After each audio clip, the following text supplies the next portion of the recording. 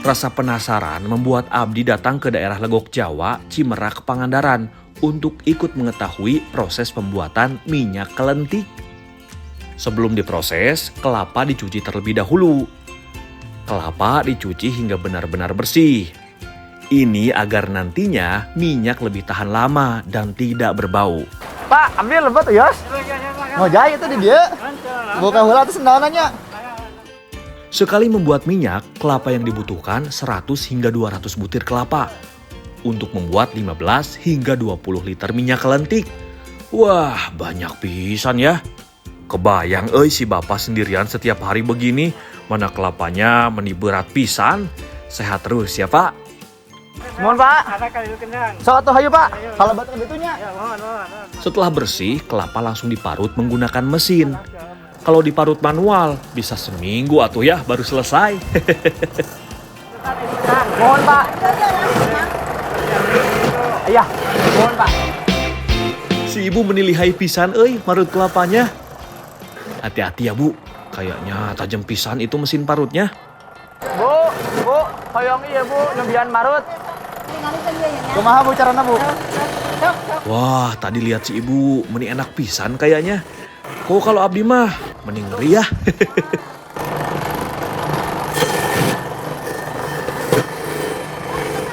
Atos punya, atos minum. Sana ke mana? Tadi tuh, mohon Bu. Iya. Setelah diparut, kelapa pun diperas untuk diambil santannya. Ini juga dilakukan menggunakan mesin. Santan yang digunakan untuk membuat minyak kelentik menggunakan santan yang cukup kental. Santan disaring agar benar-benar hanya air santan saja, tanpa ada ampas kelapa yang ikut untuk proses membuat minyak. Ayo nah di kia-kia Pak. Kapan supaya keluar ya? Oh, itu mampetnya. Oh, dipantet nah. Jadi sarakan itu kelasan. Oh, terus itu digolakeun ya. Oh, nitaheun deui Pak. Tuh, kalau nggak disaring, akan banyak nih ampas kelapa yang ikut ke bawah di santan. Bu, ini kemana kan Bu? Lebetkan langsung. Lalu santan dimasak di atas penggorengan. Wah, wajannya meni besar pisan, Santan harus terus diaduk agar lebih merata panas yang didapat oleh santan dan mempercepat proses pemasakan. Proses pembuatan minyak kelentik yang memakan waktu. Santan dimasak hingga menggumpal dan terpisah antara minyak dan seampas santan. Biasanya proses ini memakan waktu 3 hingga 5 jam, tergantung api dan juga banyaknya santan yang diproses. Aroma wangi dari rebusan santan membuat Abdi betah nih memasak santan. Bu, Abdi saliknya udah cangkel atau 2 jam kieu mah. Nah, kieu nya. Aduh, enakeun. Nah, minyak kelentiknya mulai terlihat dan mulai terpisah oleh ampas santan. Kini tinggal memisahkan gumpalan atau ampas dengan minyak dengan cara menyaringnya.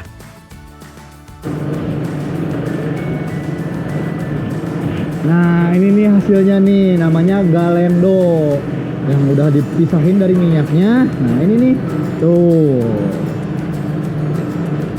Masih panas. Bu, cobiannya tenang naon. Kita cobain ya. Gurih, cuman masih banyak minyaknya nih. Nah, nanti habis dari sini lanjut di mesin pres biar minyaknya bersih semua. Untuk ampas dari santannya, biasanya masih banyak mengandung minyak kelentik. Dan Bapak biasanya memeras dengan cara dipres agar mendapatkan minyaknya. Dia Pak lebetkeun ya.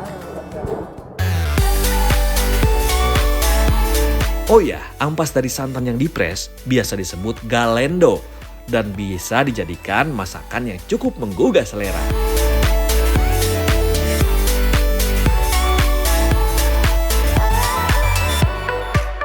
Nah, kali ini nih aku mau masak 2 masakan sekaligus.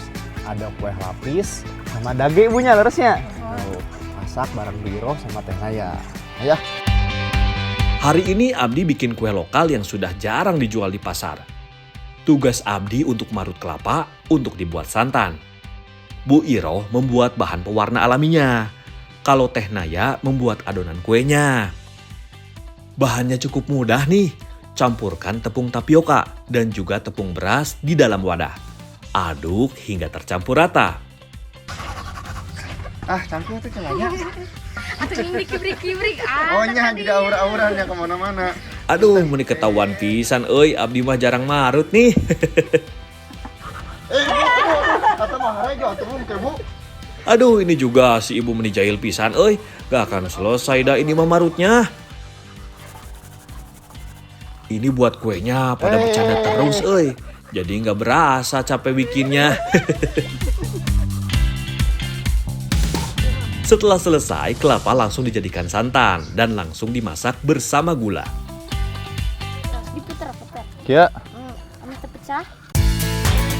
Aduh, ini sampai kapan Abdi harus aduk santannya? Walaupun cuaca nggak terlalu terik, tapi kalau di depan tungku gini lama-lama mah Abdi bisa mateng juga nih. Itu selarut Bu, gulana. Angkat wenya langsung. Ayo teh. Panas.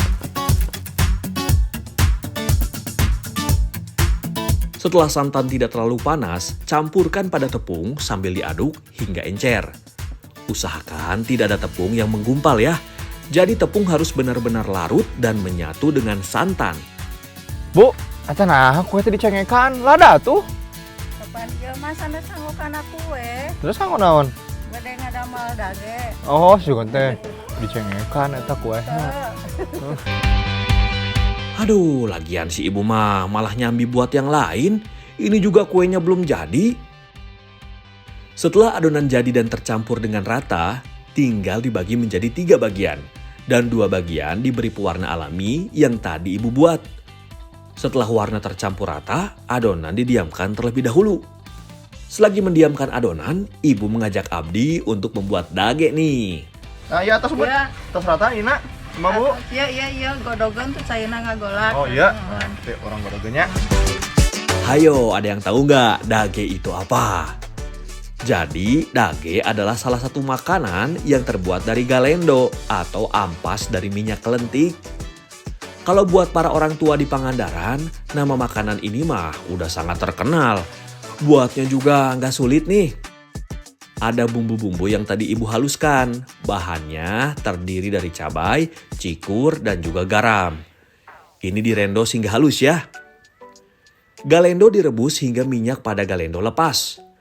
Kalau pada pembuatan dage ini dinamakan pencucian galendo. Setelah dirasa tidak ada minyak, galendo diangkat dan ditiriskan. Bu, Terus, sanaknya kadinya nya. caina ta ngucur ta, Ah, ngucur terus. Bu.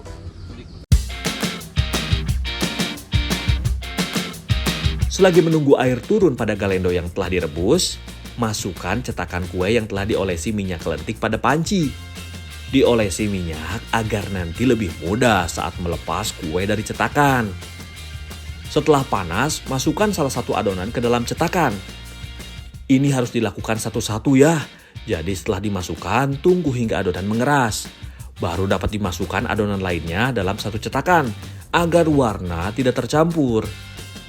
Wah, ini mah bahannya mudah, tapi prosesnya meni sulit pisan euy. Selagi Abdi dan Teh Naya memasak kue, ibu sibuk mengolah galendo menjadi dage. Sebenarnya, galendo yang telah dicuci harusnya didiamkan dulu selama 1 hari agar minyak pada galendo benar-benar hilang dan tekstur pada galendo saat dibuat dage lebih bagus. Tapi jika tidak sabar, seperti Abdi, ya bisa sajalah. Campurkan galendo dengan bumbu yang telah dihaluskan. Setelah tercampur rata, bungkus galendo yang telah dicampur bumbu dengan daun pisang. Tambahkan daun salam, lalu bungkus dengan rapi agar tidak keluar saat dikukus nanti. Kini dage tinggal mengantri untuk dikukus. Hebat euy, Ibu Iroh bikin dage sendiri tanpa dibantu. Atas ieu mah. Mas mangkalnya tuh, tes. Diangkat. Iya, angkat teh. Kebetulan nih, kue lapis yang Abdi kukus bareng sama Teh Naya juga sudah matang. Jadi bisa diangkat dan dagenya bisa langsung dikukus. Iya tolong iya kan. Oh, nya. Ininya kukus deui punya. Wah, mantep nih. Sekali kerja bisa dapat 2 masakan. Udah nggak sabar nih mau makan dua-duanya.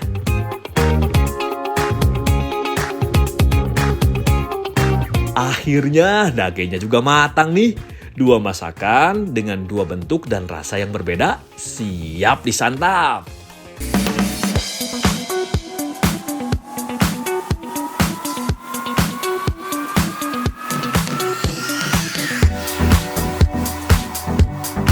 Dage cocoknya dimakan sama nasi hangat nih.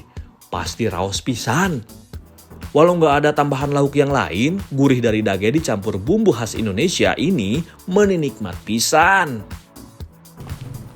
Aduh, ini enak banget. Dagenya tuh teksturnya lembut kayak tahu, cuman ini jauh lebih gurih daripada tahu. Tuh, ada pedes-pedesnya lagi. Nah, sekarang kita nyobain kue lapisnya nih. Tuh. Aduh, ini lebih mantep nih. Manis, lembut. Wah, ini perpaduan pas nih. Makan dage pakai nasi, terakhir makan ini. Awas ini, Bu. Di daerah lain banyak nama makanan dengan nama dage, namun mempunyai bahan dasar yang berbeda. Ini mah jadi pengalaman Abdi yang tak terlupakan. Makanan zaman dulu yang masih eksis sampai sekarang, plus tahu proses cara bikinnya. Wih, mantap euy.